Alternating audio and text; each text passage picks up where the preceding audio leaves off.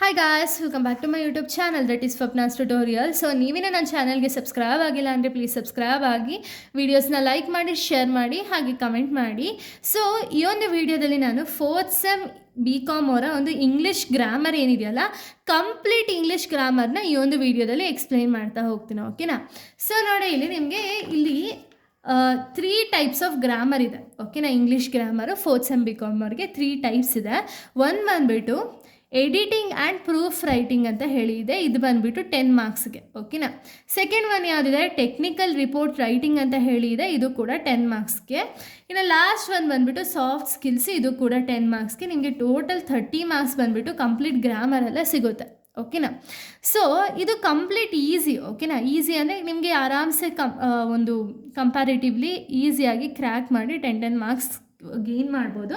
But ಇಲ್ಲಿ ಏನು ಅಂದರೆ ನಿಮಗೆ first editing and proof writing ಅಂದರೆ ಏನು, ಅಥವಾ ಪ್ರೂಫ್ ರೀಡಿಂಗ್ ಅಂದರೆ ಏನು, ಟೆಕ್ನಿಕಲ್ ರಿಪೋರ್ಟ್ ರೈಟಿಂಗ್ ಯಾವ ರೀತಿ ಮಾಡಬೇಕು, ಸಾಫ್ಟ್ ಸ್ಕಿಲ್ಸ್ನ ಯಾವ ರೀತಿ ಅಟೆಂಡ್ ಮಾಡಬೇಕು ಅಂತ ಹೇಳಿ ಗೊತ್ತಿದ್ರೆ ಸಾಕು, ನೀವು ಆರಾಮ್ಸೆ ಮಾಡ್ತೀರಾ. ಓಕೆನಾ? ಸೊ ನೋಡಿ, ನಿಮಗೆ ಈಸಿ. ಓಕೆನಾ? ಎಡಿಟಿಂಗ್ ಆ್ಯಂಡ್ ಪ್ರೂಫ್ ರೀಡಿಂಗ್ ಅಂದರೆ ಇದೆಲ್ಲ ಕಂಪ್ಲೀಟಾಗಿ ಥಿಯರಿನೇ ನೀವು ಬರೆಯೋದು. ಬಟ್ ಏನು, ಇಲ್ಲಿ ಎಡಿಟಿಂಗ್ ಆ್ಯಂಡ್ ಪ್ರೂಫ್ ರೀಡಿಂಗಲ್ಲಿ ನೀವೇನು ಮಾಡ್ತೀರಾ, ಶಾರ್ಟ್ ಫಾರ್ಮ್ ಮಾಡ್ತೀರಾ, ಗ್ರಾಮೆಟಿಕಲ್ ಮಿಸ್ಟೇಕ್ಸ್ ಏನಿದೆ ಅದನ್ನೆಲ್ಲ ಕಂಡುಹಿಡಿತೀರಾ, ಆ ಥರ. ಓಕೆನಾ? ಈಸಿಯಾಗಿ ನೀವು ಸಾಲ್ವನ್ನ ಮಾಡ್ಬೋದು. ಬನ್ನಿ, ನಾನು ಇದು ಕಂಪ್ಲೀಟಾಗಿ 3ನೂ ಕೂಡ ಒಂದೇ ವಿಡಿಯೋದಲ್ಲಿ ನಾನು ಫಾರ್ಮ್ ಮಾಡಿರೋದು. ಓಕೆನಾ? ಈಸಿಯಾಗಿ ನಿಮ್ಗೆ ಅರ್ಥ ಆಗೋ ರೀತಿ ಎಕ್ಸಾಂಪಲ್ಸ್ ಜೊತೆಗೆ ಒಂದು ವಿಡಿಯೋನ ಮಾಡ್ತಿರೋದು. ಸೊ ಇಲ್ಲಿಗೆ ಈ ಒಂದು ವಿಡಿಯೋನ ನಾವು ಸ್ಟಾರ್ಟ್ ಮಾಡೋಣ. ಓಕೆನಾ? ಕಂಪ್ಲೀಟ್ 3-in-1 ಗ್ರಾಮರ್ನ ನಾನು ಈ ವಿಡಿಯೋದಲ್ಲೇ ಎಕ್ಸ್ಪ್ಲೈನ್ ಮಾಡ್ತಿದ್ದೀನಿ. ಸೊ ಯಾವ ರೀತಿ ಕ್ವಶನ್ಸ್ ಬರುತ್ತೆ ಎಕ್ಸಾಮ್ ಪಾಯಿಂಟ್ ಆಫ್ ವ್ಯೂ, ಯಾವ ರೀತಿ ನೀವು ಅದನ್ನು ಅಟೆಂಡ್ ಮಾಡೋದು ಅಂತ ಹೇಳಿ ಕಂಪ್ಲೀಟಾಗಿ ಹೇಳ್ತಾ ಹೋಗ್ತೀನಿ.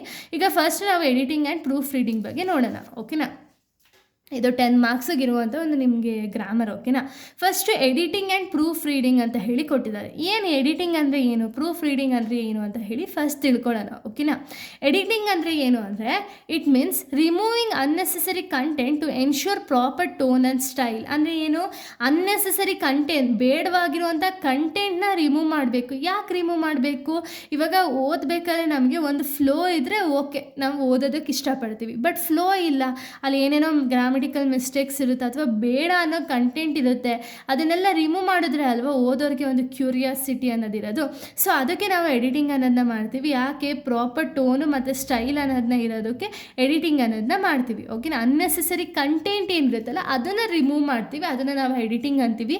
ಇದರಲ್ಲಿ ಟೈಪ್ಸ್ ಆಫ್ ಎಡಿಟಿಂಗ್ ಬಂದುಬಿಟ್ಟು ಸ್ಟ್ರಕ್ಚರಲ್ ಎಡಿಟಿಂಗ್ ಅಂತ ಹೇಳಿ, check the logical sequence and paragraph order, remove unnecessary content. ಅಂದರೆ ಏನು, ಇವಾಗ ಪ್ಯಾರಾವೈಸಲ್ಲಿ ಇರುತ್ತಲ್ವಾ, ಈ ಪ್ಯಾರಾದಲ್ಲಿ ಫಸ್ಟ್ ಪ್ಯಾರಾದಲ್ಲಿ ಬೇಡ ಅನ್ನೋ ಕಂಟೆಂಟ್ ಇತ್ತು ಅಂದರೆ ಅದನ್ನು ರಿಮೂವ್ ಮಾಡ್ತಾರೆ. ರಿಮೂವ್ ಮಾಡಿ ನಮಗೆ ಪ್ರಾಪರಾಗಿ ಓದೋ ರೀತಿ ಮಾಡ್ತಾರೆ. ಓಕೆನಾ?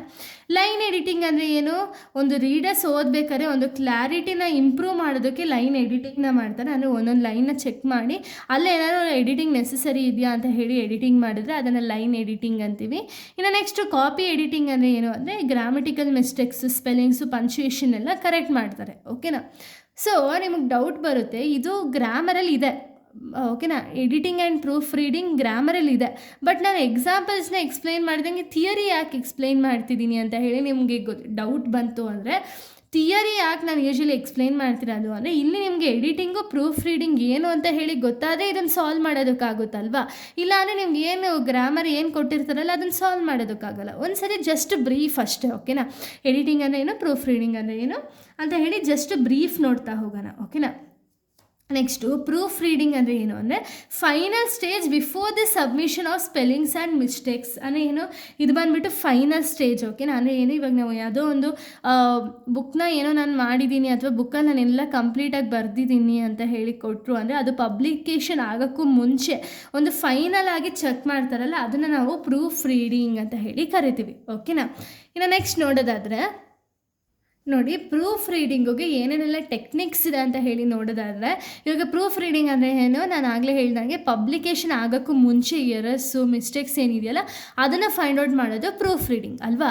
ಇದರಲ್ಲಿ ಏನೇನೆಲ್ಲ ಟೆಕ್ನಿಕ್ಸ್ ಬರುತ್ತೆ, ರೀಡ್ ಅಲೌಡ್ ಅಂದರೆ ಏನು, ಜೋರಾಗಿ ಓದೋದ್ರಿಂದ ಏನೇನೆಲ್ಲ ಮಿಸ್ಟೇಕ್ಸ್ ಇದೆ ಅಂತ ಹೇಳಿ ಗೊತ್ತಾಗುತ್ತೆ. ರೀಡ್ ಲೈನ್ ಬೈ ಲೈನ್ ಓದಿದಾಗೂ ಕೂಡ ನಮಗೆ ಮಿಸ್ಟೇಕ್ಸ್ ಏನೇನಿದೆ ಅಂತ ಹೇಳಿ ಗೊತ್ತಾಗುತ್ತೆ ಅಲ್ವಾ. ಇನ್ನು ನೆಕ್ಸ್ಟ್ ಬಂದುಬಿಟ್ಟು ಕನ್ಸೈಸ್ ರೈಟಿಂಗ್. ಸೊ ಇದು ನಿಮಗೆ ಮೇನ್. ಓಕೆನಾ, ಕನ್ಸೈಸ್ ರೈಟಿಂಗ್ ಅಂದರೆ ಏನು ಅಂದರೆ removing unnecessary words or lengthy words. ಅಂದರೆ ಏನು, ಅನ್ನೆಸೆಸರಿ ಬೇಡ ಅನ್ನೋ ವರ್ಡ್ಸ್ನ ರಿಮೂವ್ ಮಾಡೋದು ಅಥವಾ ಲೆಂತಿ ವರ್ಡ್ಸ್ನ ರಿಮೂವ್ ಮಾಡೋದು. ಎಕ್ಸಾಂಪಲ್ ಬಿಕಾಸ್ ಅಂದರೆ ಏನು, ಇವಾಗ ದೊಡ್ಡದಾಗಿ ಏನೋ ಹಾಕೋದಕ್ಕಿಂತ ಬಿಕಾಸ್ನ ಸೇರಿಸ್ಬೋದಲ್ವಾ. ಸೊ ಯಾಕೆ, ರೀಸನ್ ಏನು ಅಂತ ಹೇಳಿ ಬಿಕಾಸ್ನ ಯೂಸ್ ಮಾಡಿದಾಗ ನಮಗೆ ಗೊತ್ತಾಗುತ್ತೆ. ಆ ರೀತಿ ಬೇಡ ಅನ್ನೋ ವರ್ಡ್ಸ್ನ ತೆಗೆದು ಚಿಕ್ಕದಾಗಿ ಯಾವ್ದಾದ್ರು ವರ್ಡ್ಸ್ನ ಹಾಕೋದು. ಓಕೆನಾ, ಅನ್ನೆಸೆಸರಿ ವರ್ಡ್ಸ್ ಅಥವಾ ಅನ್ನೆಸೆಸರಿ ಲೆಂತಿ ವರ್ಡ್ಸ್ನ ರಿಮೂವ್ ಮಾಡಿಬಿಟ್ಟು ಅದ್ರ ಜಾಗದಲ್ಲಿ ಶಾರ್ಟ್ ವರ್ಡ್ಸ್ನ ನಾವು ಹಾಕೋದು. ಓಕೆನಾ, ಅಕಾರ್ಡಿಂಗ್ ಟು ಯೂಸರ್ಗೆ ಅರ್ಥ ಆಗೋ ರೀತಿ ಅಥವಾ ರೀಡರ್ಸ್ಗೆ ಅರ್ಥ ಆಗೋ ರೀತಿ. ಓಕೆನಾ, ಸೊ ನೋಡಿ ಇಲ್ಲಿ ನಿಮಗೆ ಇಷ್ಟು ನಿಮಗೆ theory part related to editing and proofing. ಓಕೆನಾ, ಇದೇನು ನೆಸೆಸರಿ ಇಲ್ಲ, ಯಾಕೆಂದರೆ ಇಲ್ಲಿ ನಿಮ್ಗೆ ಅರ್ಥ ಆಗಲಿ ಅಂತ ಹೇಳಿ ಥಿಯರಿ ಹೇಳಿರೋದು. ಓಕೆನಾ, ಸೊ ನೋಡಿ ಇದು ಟೆಕ್ಸ್ಟ್ ಬುಕ್ಕಲ್ಲಿ ನಿಮ್ಗೆ ಇರುವಂಥ ಕ್ವಶನ್ಸ್. ಓಕೆನಾ, ಅಂದರೆ ಟೆಕ್ಸ್ಟ್ ಬುಕ್ ರಿಲೇಟೆಡು ಅಂದರೆ ನಿಮಗೆ exam point of view related questions. ಓಕೆನಾ, ಯಾವ ರೀತಿ ಅರೈಸ್ ಆಗುತ್ತೆ ಅಂತ ಹೇಳಿ.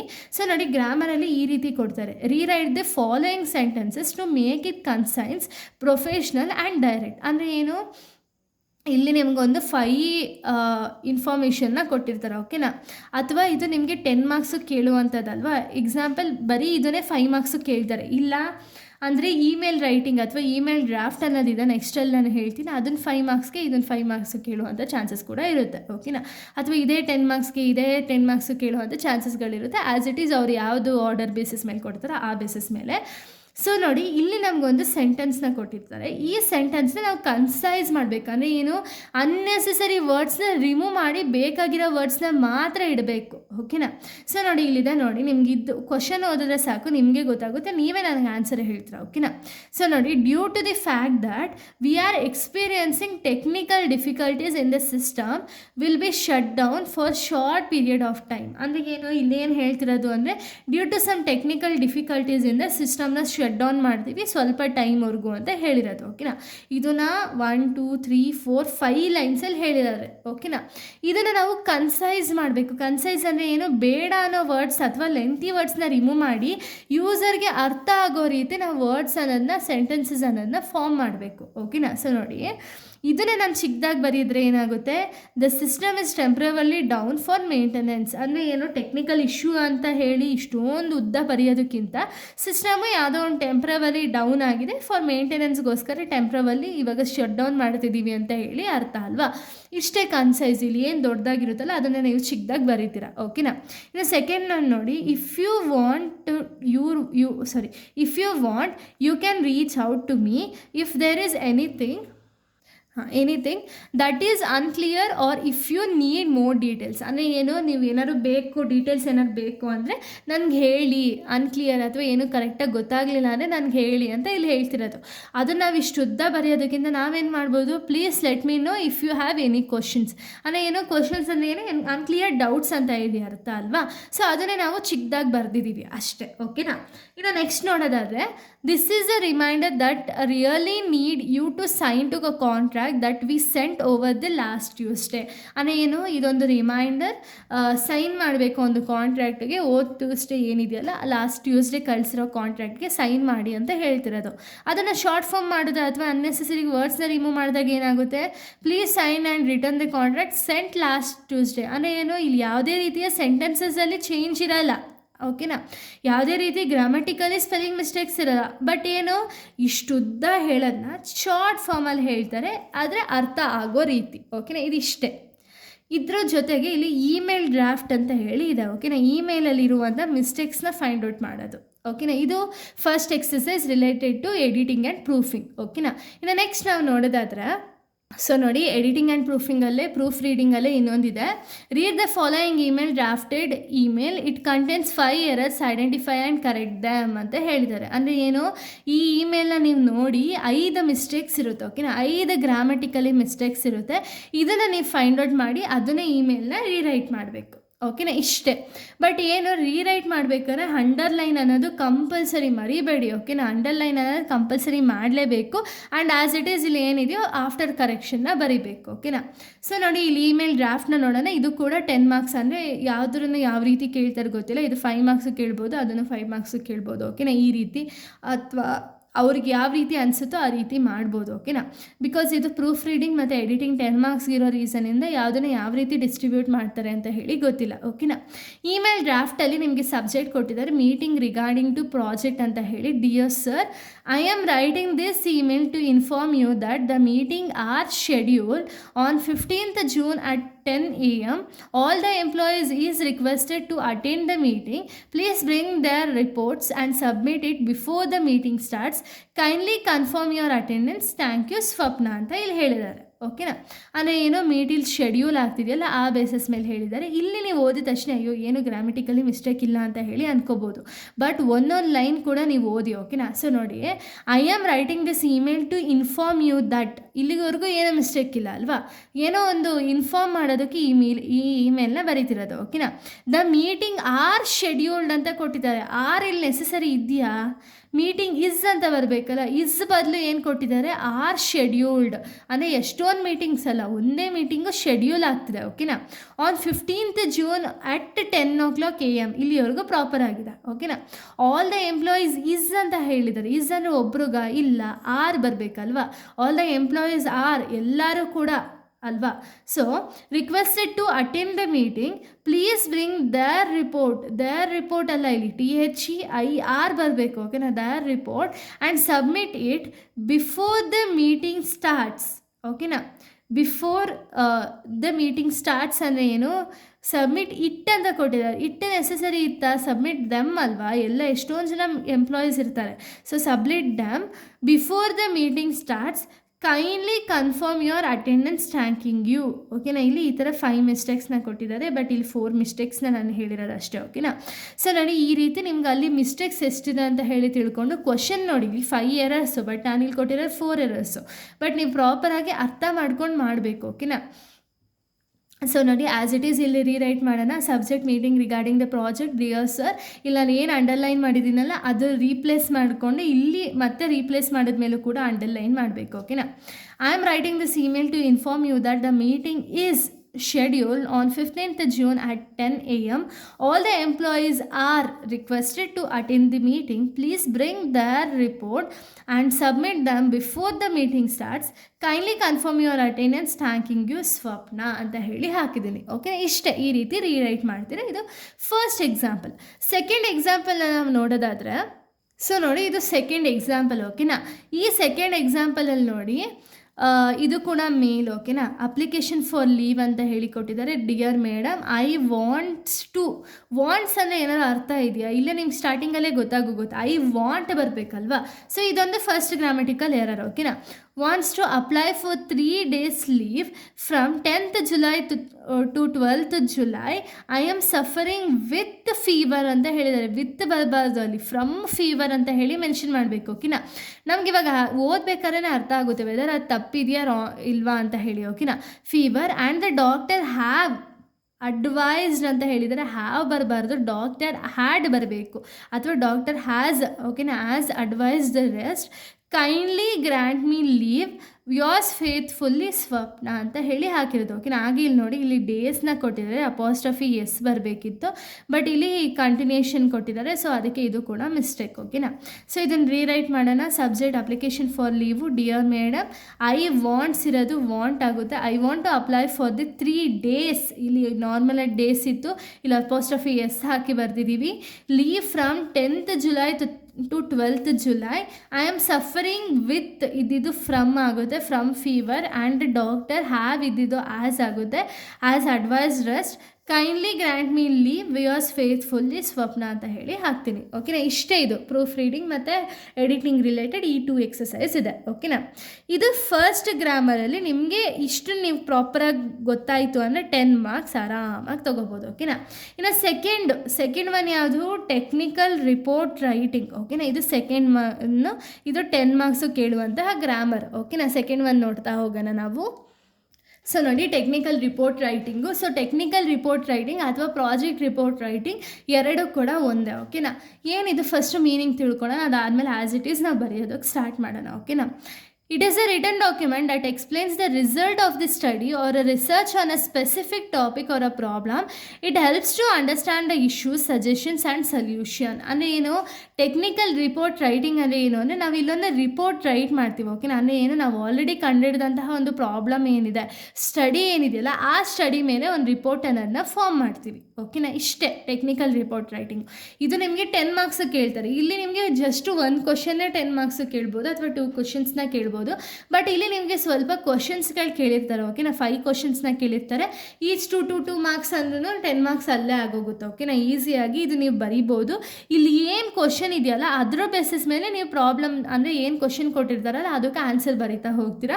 ಇಲ್ಲಿರೋದನ್ನೇ ನೀವು ಬರೀತೀರಾ ಅಷ್ಟೇ. ಓಕೆನಾ, ಏನು ಚೇಂಜಸ್ ಆಗಲ್ಲ ಅಷ್ಟು. ನಿಮ್ಮ ಓನ್ನ ಸ್ವಲ್ಪ ಸೇರಿಸ್ಕೊಂಡು ಸ್ವಲ್ಪ ಬರೀತಾ ಹೋಗ್ತೀರಾ. ಓಕೆನಾ, ಇಲ್ಲಿ ನೋಡಿ ಏನು ಹೇಳಿದ್ದಾರೆ ಅಂದರೆ, ಆ sudden increase in plastic waste was observed in the city market during the festive season. ಅಂದರೆ ಏನು, ಸಡನ್ ಆಗಿ ಪ್ಲಾಸ್ಟಿಕ್ ವೇಸ್ಟ್ ಅನ್ನೋದು ಸಿಟಿ ಮಾರ್ಕೆಟ್ಸಲ್ಲಿ ಜಾಸ್ತಿ ಕಾಣಿಸ್ಕೊಂಡಿದೆ. ಯಾವಾಗ, ಫೆಸ್ಟಿವ್ ಸೀಸನಲ್ಲಿ ಜಾಸ್ತಿ ಕಾಣಿಸ್ಕೊಂಡಿದೆ. ಓಕೆನಾ, most vendors use single use plastic bags despite government bans. ಅಂದರೆ ಏನು, ತುಂಬ ಜನ ಒಂದು ವೆಂಡರ್ಸ್ ಏನಿರ್ತಾರಲ್ಲ ಶಾಪ್ ಅವ್ರು ಯೂಶ್ವಲಿ ಏನು ಮಾಡ್ತಿದ್ರು ಅಂದರೆ ಗೌರ್ಮೆಂಟ್ ಅವ್ರು ಬ್ಯಾನ್ ಮಾಡಿದ್ರು ಕೂಡ ಒಂದು ಸಿಂಗಲ್ ಯೂಸ್ ಪ್ಲಾಸ್ಟಿಕ್ ಬ್ಯಾಗ್ನ ಯೂಸ್ ಮಾಡ್ತಿದ್ರಂತೆ. ಓಕೆನಾ, ಆ student team decided to study this issue to find out this such plastic such still widely use. ಅಂದರೆ ಏನು, ಇಲ್ಲಿ ಒಂದು ಸ್ಟೂಡೆಂಟ್ ಗ್ರೂಪ್ಸು ರಿಸರ್ಚ್ ಮಾಡ್ತಿದ್ದಾರೆ. ಯಾವ ರೀತಿ ಅಂದರೆ ಪ್ಲಾಸ್ಟಿಕ್ಕು ಇನ್ನೂ ಯೂಸ್ ಆಗ್ತಿದೆಯಾ ಇಲ್ವಾ ಅಂತ ಹೇಳಿ ರಿಸರ್ಚ್ ಮಾಡ್ತಿದ್ದಾರೆ. ಓಕೆನಾ, ಇಲ್ಲಿ ಕ್ವಶನ್ಸ್ ನಾನು ಜಸ್ಟ್ ಕ್ವಶನ್ ಜೊತೆಗೆ ಆನ್ಸರ್ ಬರ್ತಿದ್ದೀನಿ. ಬಟ್ ನಿಮಗೆ ಕ್ವಶನ್ಸ್ ಸಪ್ರೇಟಾಗಿ ಕೊಟ್ಟಿರ್ತಾರೆ. ಓಕೆನಾ,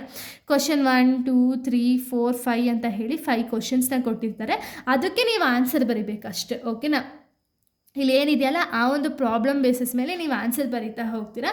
ಬಟ್ ನಾನಿಲ್ಲಿ ಏನು ಮಾಡಿದ್ದೀನಿ ಅಂದರೆ ಕ್ವಶನ್ ಫಸ್ಟೇ ಬರೆದು ಅದ್ರ ಜೊತೆಗೆ ಆನ್ಸರ್ ಬರೆದಿದ್ದೀನಿ. ಓಕೆನಾ, ಸೊ ನೋಡಿ, ಫಸ್ಟ್ ಕ್ವಶನ್ ಏನಿದೆ ಅಂದರೆ, what is the problem in this paragraph. ಅಂದರೆ ಏನು, ಇಲ್ಲಿ ಕೊಟ್ಟಿರೋವಂಥ ಪ್ಯಾರಾಗ್ರಾಫಲ್ಲಿ ಏನು ಪ್ರಾಬ್ಲಮ್ ಇದೆ ಅಂತ ಕೇಳ್ತಿರೋದು ಅಲ್ವಾ.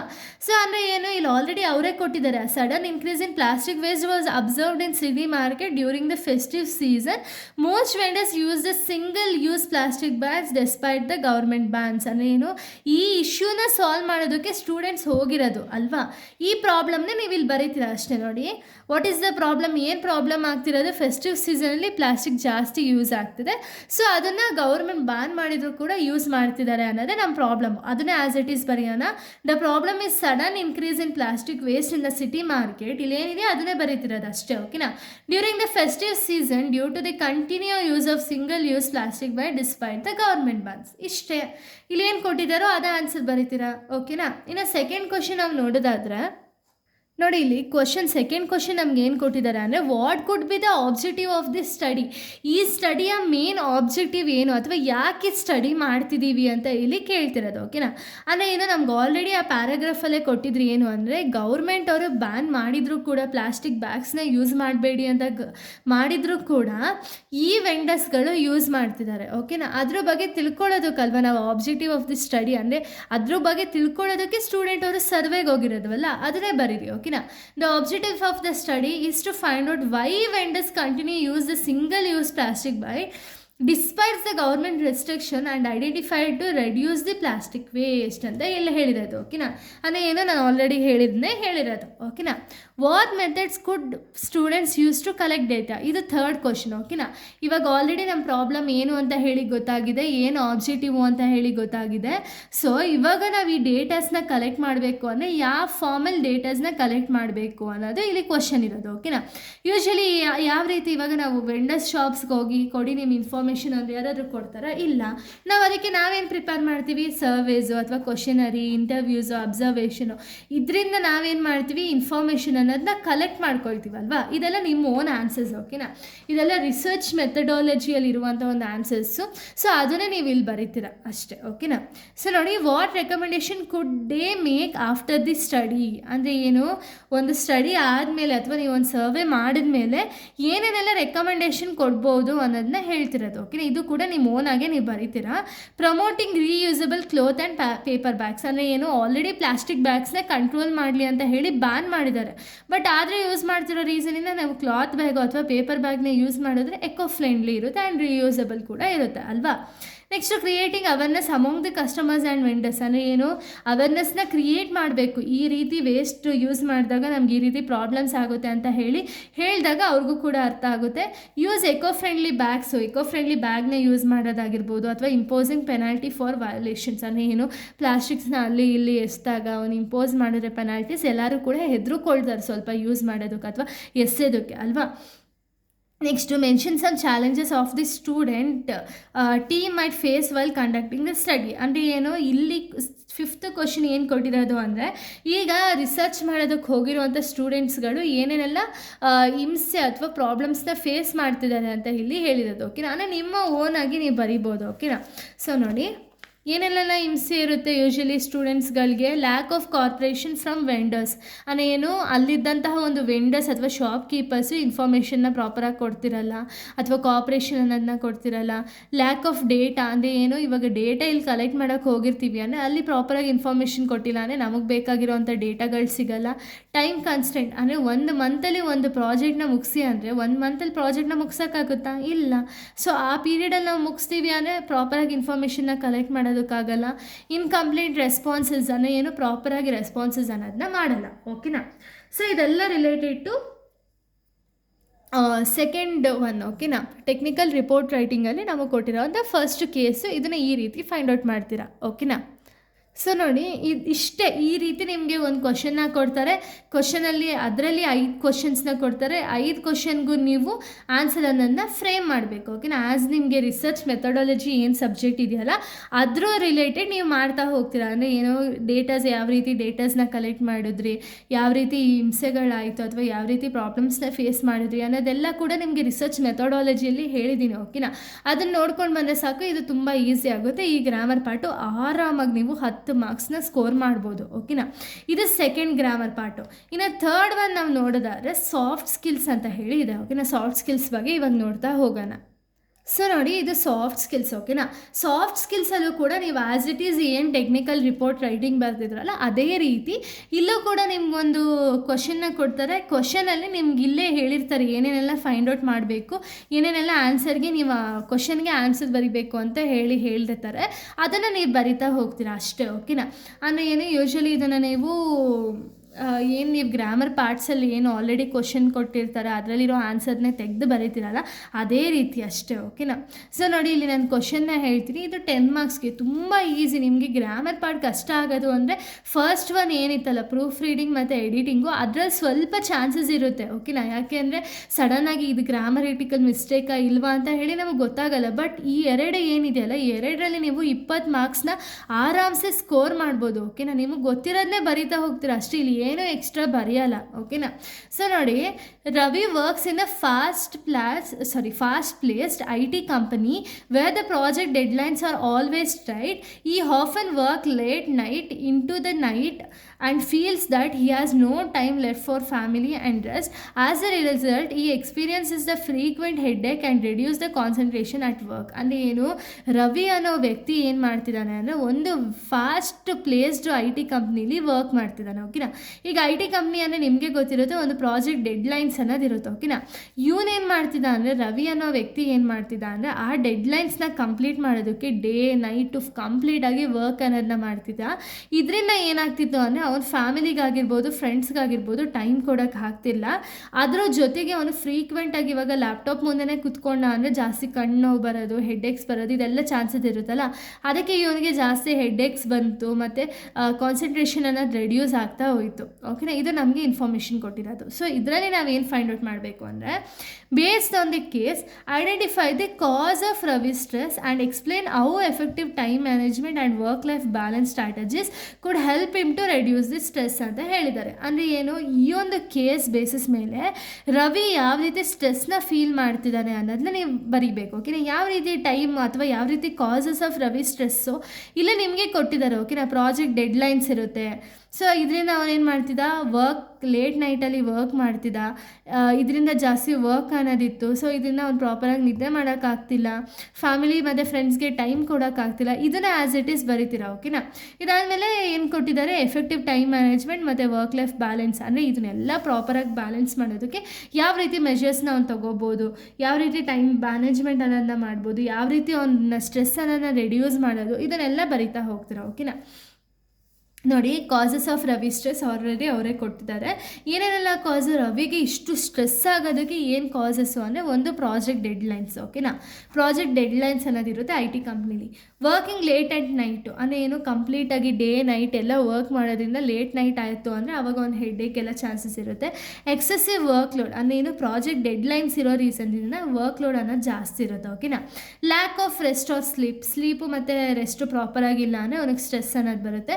No time for family and personal life, ಫ್ಯಾಮಿಲಿಗಾಗಿರ್ಬೋದು ಪರ್ಸ್ನಲ್ ಲೈಫ್ಗಾಗಿರ್ಬೋದು ಟೈಮೇ ಸಿಗ್ತಿಲ್ಲ. ಯಾಕೆಂದರೆ ಕಂಪ್ಲೀಟಾಗಿ ಡೇ ನೈಟ್ ಅವನು ಅಲ್ಲೇ ಇರ್ತಿದ್ದ ಅಂದರೆ ಅದರಿಂದನೇ ಅಲ್ವಾ ಸ್ಟ್ರೆಸ್ ಕ್ರಿಯೇಟ್ ಆಗೋದು. ಸೊ ಇಲ್ಲಿ ಏನಿದೆಯೋ ಅದನ್ನೇ ಬರಿತೀನಿ, ಓಕೆನಾ.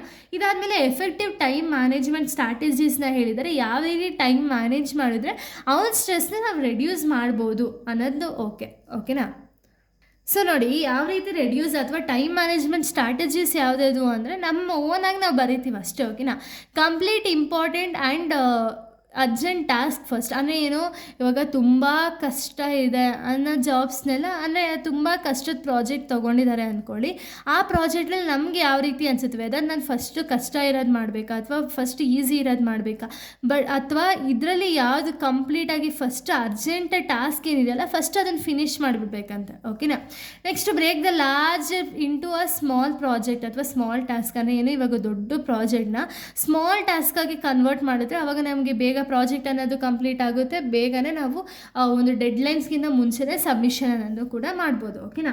ಸೆಟ್ ಅಚೀವೇಬಲ್ ಡೆಡ್ಲೈನ್ಸ್ ಅಂದರೆ ಏನು, ಇವಾಗ ನನಗೊಂದು ಪ್ರಾಜೆಕ್ಟ್ ಕೊಟ್ಟು ಇದನ್ನು ನಾನು ನೆಕ್ಸ್ಟ್ ಮಂತಲ್ಲಿ ಒಂದು ಮಂತ್ ಆದಮೇಲೆ ಸಬ್ಮಿಟ್ ಮಾಡಬೇಕು ಅಂದರೆ, ಸೊ ಇದಕ್ಕಿಂತ ಮುಂಚೆ ಒಂದು ಡೆಡ್ಲೈನ್ಸ್ ಅನ್ನೋದನ್ನ ಫಿಕ್ಸ್ ಮಾಡ್ಕೋಬೇಕು, ಓಕೆನಾ. ಡೆಡ್ಲೈನ್ಸ್ ಅನ್ನೋದನ್ನ ಫಿಕ್ಸ್ ಮಾಡ್ಕೊಂಡು ಅದಕ್ಕೂ ಮುಂಚೆ ನಾನು ಪ್ರಾಜೆಕ್ಟ್ ಅನ್ನೋದನ್ನ ಕಂಪ್ಲೀಟ್ ಮಾಡಬೇಕು, ಓಕೆನಾ. Allocate specific time for a work breaks and personal time. ಅಂದರೆ ಏನು, ಇವಾಗ ನಮಗೇನು ಒಂದು ಅವರ್ಸ್ ಇರುತ್ತಲ್ಲ ವರ್ಕಿಂಗ್ ಅವರ್ಸು, ಅದರಲ್ಲಿ ಸ್ವಲ್ಪ ಅವರ್ಸ್ ವರ್ಕಿಂಗಿಗೆ, ಸ್ವಲ್ಪ ಪರ್ಸ್ನಲ್ ಲೈಫ್ಗೆ, ಸ್ವಲ್ಪ ಫ್ಯಾಮಿಲಿಗೆ ಎತ್ತಿಕ್ದ ಅಂದರೆ ಅವಾಗ ಏನೋ ಈ ಥರ ಸ್ಟ್ರೆಸ್ ಆಗೋ ಚಾನ್ಸಸ್ ಇರಲ್ಲ ಅಲ್ವಾ. Share responsibilities with the team and members. ಅಂದರೆ ಏನು, ಒಬ್ಬನೇ ರಿಸ್ಕ್ ತೊಗೊಳೋದಕ್ಕಿಂತ ಅದನ್ನು ಶೇರ್ ಮಾಡಿದಾಗ ಏನಾಗುತ್ತೆ, ರಿಸ್ಕ್ ಎಲ್ಲರಿಗೂ ಕೂಡ ಈಕ್ವಲ್ ಆಗುತ್ತೆ, ಬೇಗ ವರ್ಕ್ ಅನ್ನೋದು ಕೂಡ ಫಿನಿಶ್ ಆಗುತ್ತೆ, ಓಕೆನಾ. ಅಂದರೆ ಏನು, ಇದೆಲ್ಲ ನನ್ನ ಒಂದು ನಾನು ಬರೀತಿರೋದು ಅಷ್ಟೇ, ನೀವು ಕೂಡ ನಿಮ್ಮ ಒಂದು ಓನ್ನೇ ಬರೀಬೇಕು, ಬಟ್ ಏನು ರಿಲೇಟೆಡ್ ಬರೀಬೇಕು ಅಷ್ಟೇ, ಓಕೆನಾ. ವರ್ಕ್ ಲೈಫ್ ಬ್ಯಾಲೆನ್ಸ್ ಸ್ಟ್ರಾಟಜೀಸ್ನ ಕೇಳಿದರೆ, ವರ್ಕ್ ಲೈಫ್ ಬ್ಯಾಲೆನ್ಸ್ ಯಾವ ರೀತಿ ಮಾಡಬೇಕು ಅಂದರೆ, avoid working late every day. ಅಂದರೆ ಏನು, ಎಲ್ಲ ದಿವಸನೂ ವರ್ಕಿಂಗ್ ಲೇಟ್ ಅನ್ನೋದು ತಪ್ಪು ಅಲ್ವಾ, ಅದನ್ನು ಅವಾಯ್ಡ್ ಮಾಡಬೇಕು. Take regular breaks. ಅಂದರೆ ಏನು, ಬ್ರೇಕೇ ತೊಗೊಳ್ದಂಗೆ ಇಲ್ಲ, ನಾನು ವರ್ಕೇ ಮಾಡ್ತಿರ್ತೀನಿ ಅಂದರೆ ಏನಾಗುತ್ತೆ, ಸ್ಟ್ರೆಸ್ ಲೆವೆಲ್ ಜಾಸ್ತಿ ಆಗುತ್ತೆ. ಅದಕ್ಕೆ ರೆಗ್ಯುಲರ್ ಬ್ರೇಕ್ ಅನ್ನೋದು ತೊಗೋಬೇಕು. ಟೈಮ್ ವಿತ್ ಫ್ಯಾಮಿಲಿ ಜೊತೆ ಟೈಮ್ ಸ್ಪೆಂಡ್ ಮಾಡಿದಾಗ ಸ್ಟ್ರೆಸ್ ಲೆವೆಲ್ ಅನ್ನೋದು ರೆಡ್ಯೂಸ್ ಆಗುತ್ತೆ. ಎಕ್ಸಸೈಸ್ ಮತ್ತು ರಿಲ್ಯಾಕ್ಸೇಷನ್ ಮಾಡೋದ್ರಿಂದ ನಮ್ಮ ಒಂದು ಸ್ಟ್ರೆಸ್ಸು ಕಡಿಮೆ ಆಗುತ್ತೆ. ಅಡಿಕ್ವೇಟ್ ಸ್ಲೀಪ್ ಅಥವಾ ಪ್ರಾಪರಾಗಿ ಸ್ಲೀಪ್ ಮಾಡೋದ್ರಿಂದ ಕೂಡ ಸ್ಟ್ರೆಸ್ ಲೆವೆಲ್ ಅನ್ನೋದು ಕಡಿಮೆ ಆಗುತ್ತೆ, ಓಕೆನಾ. Next, this strategies helps to reduce the stress. ಅಂದರೆ ಏನು, ಈ ಸ್ಟ್ರಾಟಜೀಸು ಯಾವ ರೀತಿ ಸ್ಟ್ರೆಸ್ ಅನ್ನೋದು ರೆಡ್ಯೂಸ್ ಆಗೋದ್ರ ಕಡೆ ಕಾನ್ಸಂಟ್ರೇಟ್ ಮಾಡಬಹುದು ಅಂದರೆ, better planning reduces the work pressure. ಅಂದರೆ ಏನು, ನಾವು ಪ್ರಾಪರಾಗಿ ಯಾವ ಟೈಮಲ್ಲಿ ಯಾವ ಕೆಲಸನ ಮಾಡಬೇಕು ಅಂತ ಹೇಳಿ ಪ್ರಾಪರಾಗಿ ಪ್ಲ್ಯಾನ್ ಮಾಡಿದಾಗ ಸ್ಟ್ರೆಸ್ ಲೆವೆಲ್ ಅನ್ನೋದು ರೆಡ್ಯೂಸ್ ಆಗುತ್ತೆ ಅಥವಾ ವರ್ಕ್ ಪ್ರೆಷರ್ ಅನ್ನೋದು ರೆಡ್ಯೂಸ್ ಆಗುತ್ತೆ. ರೆಗ್ಯುಲರ್ ಬ್ರೇಕ್ಸ್ನ ತೊಗೊಳ್ಳೋದ್ರಿಂದ ಎನರ್ಜಿ ಅನ್ನೋದು ಜಾಸ್ತಿ ಆಗ್ತಾ ಹೋಗುತ್ತೆ ಅಲ್ವಾ.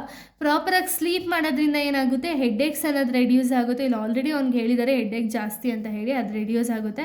ಫ್ಯಾಮಿಲಿಗೆ ಟೈಮ್ ಕೊಡೋದ್ರಿಂದ ಎಮೋಷ್ನಲ್ ಆಗಿ ಅವ್ರ ಜೊತೆ ಕನೆಕ್ಟ್ ಆಗೋದು ಕೂಡ ಇನ್ಕ್ರೀಸ್ ಆಗುತ್ತೆ. ಆ್ಯಂಡ್ ಫ್ಯಾಮಿಲಿ ವ್ಯಾಲ್ಯೂ ಏನು ಅನ್ನೋದು ಕೂಡ ಗೊತ್ತಾಗುತ್ತೆ, ಓಕೆನಾ. ಸೊ ಇಷ್ಟೇ ನಿಮ್ಗೆ ಇಂಗ್ಲೀಷ್ ಗ್ರಾಮರ್ ಇರೋದು, ಓಕೆನಾ. ಇದು ರಿಲೇಟೆಡೇ ಕೊಡ್ತಾ ಹೋಗ್ತಾರೆ, ಆರಾಮಾಗಿ ನೀವು 30 ಮಾರ್ಕ್ಸ್ನ ತೊಗೋಬೋದು. 30 ಇಲ್ಲ ಅಂದರೆ 25 ಮಾರ್ಕ್ಸ್ ಅಂತೂ ಗ್ಯಾರಂಟಿ. ಅದ್ರ ಜೊತೆಗೆ ನಾನು ಆಲ್ರೆಡಿ ಏನು ಎಕ್ಸ್ಪ್ಲೈನ್ ಮಾಡಿ ಲೆಸನ್ಸ್ಗಳನ್ನ ಅಪ್ಲೋಡ್ ಮಾಡಿದ್ದೀನಲ್ಲ, ಅದನ್ನು ನೀವು ನೀಟಾಗಿ ನೋಡಿದ್ರಿ ಅಂದರೆ ಇನ್ನು ರಿಮೈನಿಂಗ್ ಮಾರ್ಕ್ಸ್ ಅದ್ರಲ್ಲಿ ಸಿಗುತ್ತೆ, ಓಕೆನಾ. ಸೊ ಇಲ್ಲಿಗೆ ಒಂದು ವೀಡಿಯೋ ಅನ್ನೋದು ಕಂಪ್ಲೀಟ್ ಆಗುತ್ತೆ. ನೆಕ್ಸ್ಟ್ ವೀಡಿಯೋದಲ್ಲಿ ನಾನು ಬೇರೆ ಒಂದು ಟಾಪಿಕ್ನ ಎಕ್ಸ್ಪ್ಲೈನ್ ಮಾಡ್ತೀನಿ. So thank you guys, thanks for watching.